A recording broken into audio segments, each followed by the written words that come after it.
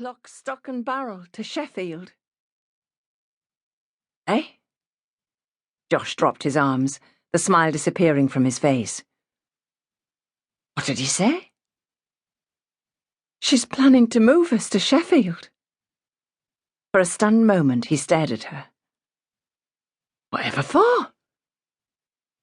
She doesn't think there are enough opportunities here for you to go up in the world. But I don't want to go up in the world. I'm perfectly happy here. I like making candles and I like the villagers dropping in to buy them and have a natter. And have a regular order for plain candles and tapers from Mr. Osborne at the corner shop. He nodded his head towards the window to the shop across the road. And besides, there's Amy. I'm not leaving Amy, and she wouldn't come because she won't leave her dad. So that's it. He picked up his knife again. We're not going. Emily sighed. There were going to be ructions in this house tonight, and no mistake. I've made your favourite for tea, Josh. Martha smiled at him as she placed a plate of steaming food in front of him. Stew and dumplings. Josh breathed in deeply. Smells wonderful, ma'am. He picked up his knife and fork and began to eat hungrily, whilst, by the range, Emily gently spooned stew into her father's mouth.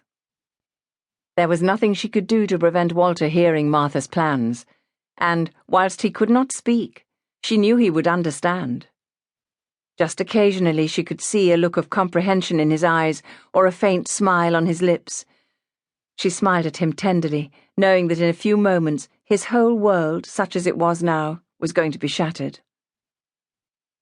Martha sat down at the table, but she was not eating. She faced her son across the snowy tablecloth and took a deep breath. I've been talking to Mr. Trippett.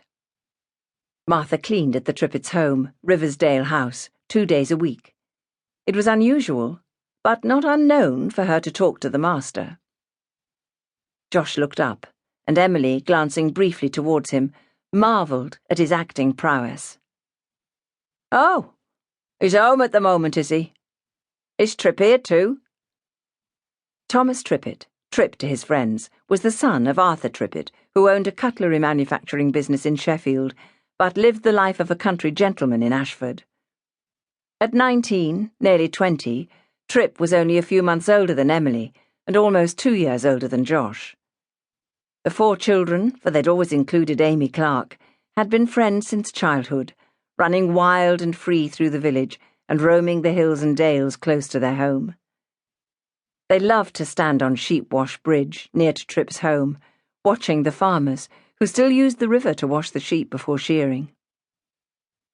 "Oh, look at the poor lambs," tender-hearted 6-year-old Amy had cried the first time the children had seen the old custom. "They're crying for their mothers. Why are they being penned to the opposite bank?" "To make the ewes swim across to them." Josh, 2 months older and so much wiser, had laughed. "That way they'll all be nice and clean when they scramble out other side.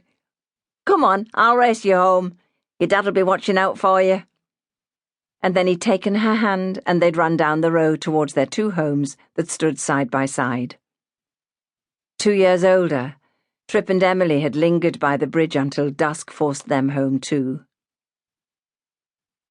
At other times, the 4 of them would fish from the bridge with homemade rods and lines, or throw sticks into the flowing water, and then run to the other side to see whose stick emerged from beneath the bridge first, to be declared the winner. Often they would beg chopped vegetable scraps from the cook at Riversdale House, or birdseed from Mrs. Partridge, who kept a bird table in her garden, to feed the ducks that always gathered around the bridge. One of their favourite spots was Monsell Head, where they looked down on the viaduct and watched the trains passing between Rowsley and Buxton.